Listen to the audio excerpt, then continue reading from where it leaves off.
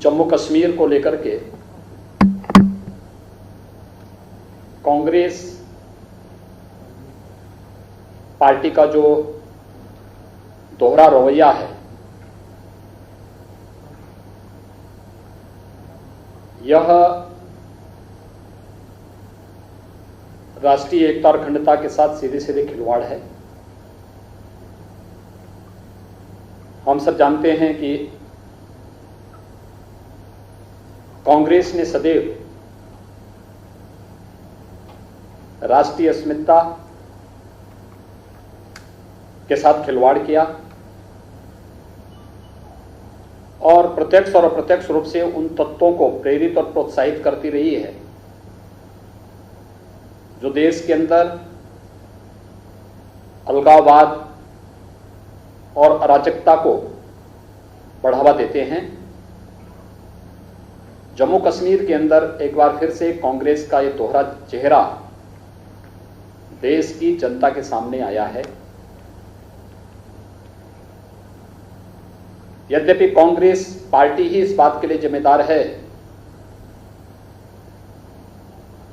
जिसने एक भारत श्रेष्ठ भारत की परिकल्पना को कभी साकार नहीं होने दिया। जम्मू कश्मीर में धारा 370 को लागू करके, छल से लागू करके जम्मू कश्मीर में न केवल अलगाववाद को बढ़ावा दिया बल्कि जम्मू कश्मीर के अलगाववाद और उग्रवाद के माध्यम से पूरे देश के अंदर आतंकवाद को भी प्रेरित और प्रोत्साहित किया था। देश आभारी है प्रधानमंत्री मोदी जी के और गृह मंत्री अमित शाह जी का, जिन्होंने 5 अगस्त 2019 को कश्मीर से धारा 370 को सदैव समाप्त करते हुए अनुच्छेद 35A के प्रावधान को भी समाप्त करते हुए एक भारत श्रेष्ठ भारत की परिकल्पना को साकार किया। कश्मीर में धारा 370 जो न केवल देश के अंदर अलगाववाद और आतंकवाद का कारण थी, अपितु जम्मू कश्मीर के विकास में भी बाधक थी। उस धारा 370 को हटाने के उपरांत जम्मू कश्मीर के कुछ नेताओं ने जो एक समझौता, आपसी समझौता किया था, एक गुपकार कन्वेंशन कहलाता है, और इस पर हस्ताक्षर करने वाले जो लोग हैं उनमें वहां के क्षेत्रीय दलों के साथ ही कांग्रेस पार्टी के भी नेता हैं। हम सब जानते हैं कि पूर्व गृह मंत्री और पूर्व वित्त मंत्री पी चिदंबरम जम्मू कश्मीर से धारा 370 की बहाली की बात बार बार करते हैं। कांग्रेस पार्टी के वरिष्ठ नेता श्री गुलाम नबी आजाद 370 की बहाली की बात करते हैं। गुपकार समझौते के बारे में जो मीटिंगें श्रीनगर के अंदर अलग अलग समय में हुई हैं, कांग्रेस के स्थानीय अध्यक्ष के साथ ही अन्य नेताओं की उपस्थिति वहां पर इस बात की ओर स्पष्ट इशारा करती है कि वे लोग दिल्ली में कुछ और बात बोलेंगे, जम्मू कश्मीर में कुछ और कार्य करेंगे। कांग्रेस के शीर्ष नेतृत्व को चाहिए कि गुपकार समझौते के बारे में अपनी स्थिति स्पष्ट करें, अन्यथा उसका यह दोहरा चरित्र न केवल देश की सुरक्षा और संप्रभुता के लिए खतरनाक संकेत कर रहा है, अपितु पूरी कांग्रेस पार्टी को ही कटघरे में खड़ा कर रहा है। देश कांग्रेस पार्टी से इसका जवाब मांगती है इसका शीर्ष नेतृत्व अपनी स्थिति स्पष्ट करे कि धारा 370 के बारे में कांग्रेस की क्या राय है, जम्मू कश्मीर के विकास के बारे में जो कार्य अब प्रारंभ हुआ है। यही नेता आपस में एक दूसरे पर पहले आरोप लगाते थे और पहले लगातार इस बारे में कहते थे कि जम्मू कश्मीर के लिए आने वाला पैसा वहां के राजनेता डकार जाते हैं, इनके बच्चे अपने आप विदेश में पढ़ते थे, लेकिन वहां के विकास के लिए जाने वाले पैसे को ये लोग अपने फिजूल खर्ची में और अन्य कार्यों में खर्च कर देते थे। पहली बार हुआ है धारा 370 को हटाने के बाद, जब जिला परिषद के माध्यम से, ग्राम पंचायतों के माध्यम से, इनके चुनाव और इनके गठन के माध्यम से विकास की प्रक्रिया को, इन सबको जोड़ने का प्रयास हो रहा है। और ये गुपकार समझौता इसी बौखलाहट का परिणाम है, क्योंकि अगर विकास हो जाएगा तो लोगों को अपने अधिकारों की जानकारी भी होगी, लोग अपने अधिकारों के प्रति जागरूक होंगे, विकास के प्रति आवाज उठाएंगे। इसलिए स्थानीय स्तर पर लोग विकास से न जुड़ सकें, इसके लिए आपस में एक नापाक गठबंधन जम्मू कश्मीर के अंदर बना करके गुपकार समझौते के माध्यम से उन अलगाववादी तत्वों को प्रेरित और प्रोत्साहित करने के साथ ही जिस प्रकार के खतरनाक बयान श्री फारूक अब्दुल्ला के आए हैं, मुफ्ती महबूबा के आए हैं और अलगाववादी नेताओं के आए हैं, उन सभी गुपकार समझौते पर हस्ताक्षर करने वाले दलों और नेताओं के बयान के साथ कांग्रेस पार्टी का जुड़ना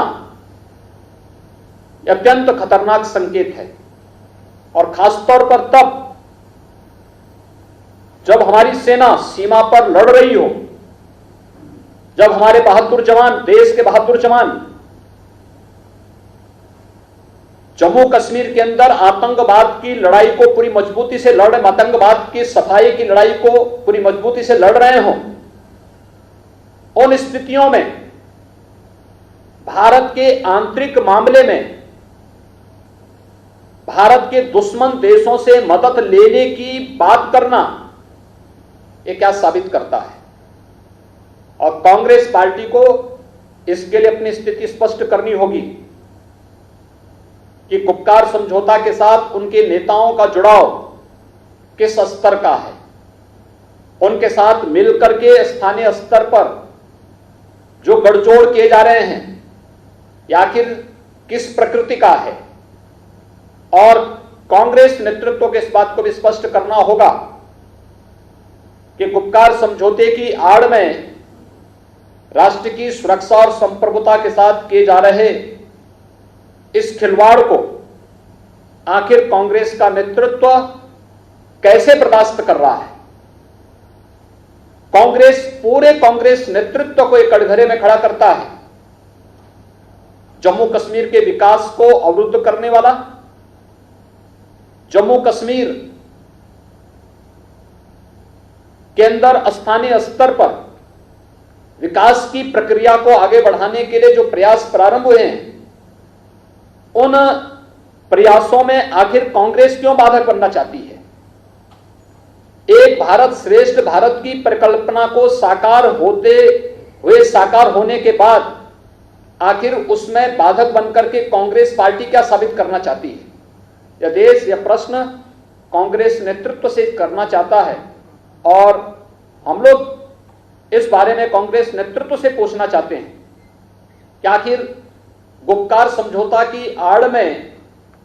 इस देश की संप्रभुता और सुरक्षा के साथ खिलवाड़ करने की शरारतपूर्ण चेष्टा को कांग्रेस पार्टी का समर्थन किन कारणों से मिल रहा है? चीन और पाकिस्तान जैसे देशों को कश्मीर में धारा 370 की बहाली के लिए आमंत्रित करने की मंशा क्या है और इन बयानों से कांग्रेस का वास्ता किस हद तक है? स्थिति कांग्रेस पार्टी को पूरे देश के अंदर स्पष्ट करनी चाहिए, क्योंकि यह अत्यंत दुर्भाग्यपूर्ण स्थिति है कि देश के अंदर सर्वाधिक समय तक राज करने वाली पार्टी, भारत के संविधान की शपथ खा करके देश के अंदर सर्वाधिक समय तक शासन करने वाली पार्टी आज स्थानीय स्तर पर राजनीतिक स्वार्थों के लिए राष्ट्र की संप्रभुता के साथ खिलवाड़ कर रही है, राष्ट्र की सुरक्षा के साथ खिलवाड़ कर रही है और देश के दुश्मनों के दुस्साहस को बढ़ाने का जो दुस्साहसिक प्रयास कर रही है, इसे किसी भी स्थिति में स्वीकार यह देश नहीं कर सकता है। और इसीलिए गुपकार समझौता यह भारत की संप्रभुता के साथ सीधे सीधे खिलवाड़ करने की एक शरारतपूर्ण चेष्टा है। जम्मू कश्मीर के लोगों के विकास को अवरुद्ध करने वाला एक कुत्सित प्रयास है। लोगों को, जम्मू कश्मीर के लोगों को जो आजादी के बाद से कांग्रेस पार्टी के कारण जनता को विकास से न जुड़ने देने की जो एक कुत्सित मंशा वहां पर रही है, उस मंशा पर जब पानी फिरते हुए वे लोग देख रहे हैं और उनके लूट खसोट के सभी जरिए जब बंद हो रहे हैं, उन स्थितियों में उन्हें लगता है कि कहीं ना कहीं अगर विकास की प्रक्रिया जिला परिषद के माध्यम से या ग्राम पंचायत के माध्यम से या स्थानीय निकाय इकाइयों के माध्यम से आम जनमानस तक पहुंचने लग जाएगा, तो जो लोग स्थानीय स्तर पर शिक्षा का, स्वास्थ्य का, कनेक्टिविटी का, अन्य बुनियादी सुविधाओं को 70 वर्षों में नहीं दे पाए, लेकिन इस प्रक्रिया को पिछले 1.5-2 वर्षों के अंदर जिस मजबूती के साथ मोदी जी के नेतृत्व में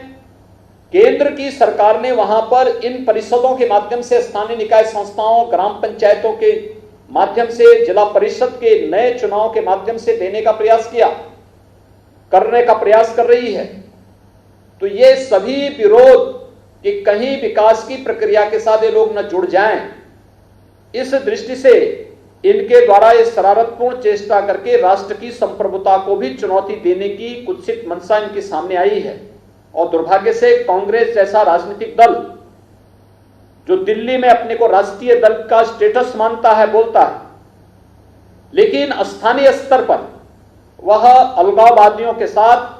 और भारत विरोधी तत्वों के साथ मिलकर के भारत की सुरक्षा और भारत की संप्रभुता के साथ पूरी बेशर्मी के साथ वहां पर खड़ा होता हुआ दिखाई दे रहा है। ये बहुत खतरनाक इशारा करता है देश की जनता को। कांग्रेस के इस दोहरे चरित्र को देखना चाहिए। कांग्रेस नेतृत्व के इस रवैये की निंदा भी करनी चाहिए और कांग्रेस नेतृत्व से स्पष्ट पूछा जाना चाहिए कि जम्मू कश्मीर के बारे में अपनी नीति को स्पष्ट करें। कोई अधिकार नहीं कांग्रेस के नेतृत्व को कि भारत की संप्रभुता, भारत की एकता और अखंडता के साथ खिलवाड़ करे। कोई अधिकार नहीं उन्हें कि जम्मू कश्मीर के लोगों को बुनियादी सुविधाओं से और विकास से वंचित करें। आज जब केंद्र की सरकार इस कार्य को स्थानीय निकाय संस्थाओं के माध्यम से लागू करने का प्रयास कर रही है, तो कांग्रेस का हाथ उन अलगाववादियों के साथ वहां पर दिखाई दे रहा है। यह अत्यंत खतरनाक और शर्मनाक है। हम कांग्रेस नेतृत्व से इस मामले में स्थिति स्पष्ट करने की मांग करते हैं और उनसे कहते हैं कि कांग्रेस का यह दोहरा चरित्र यह देश कतई स्वीकार नहीं कर सकता है। उन्हें स्थिति स्पष्ट करनी चाहिए और उनके नेताओं के द्वारा स्थानीय स्तर पर जो बयानबाजी की गई है और जिस प्रकार से समझौते के साथ जुड़ करके एक बार कश्मीर को फिर से उग्रवाद की आग में झोंकने, आतंकवाद की आग में झोंकने का जो कुत्सित प्रयास किया जा रहा है, इसके लिए उन्हें देश की जनता से माफी मांगनी चाहिए।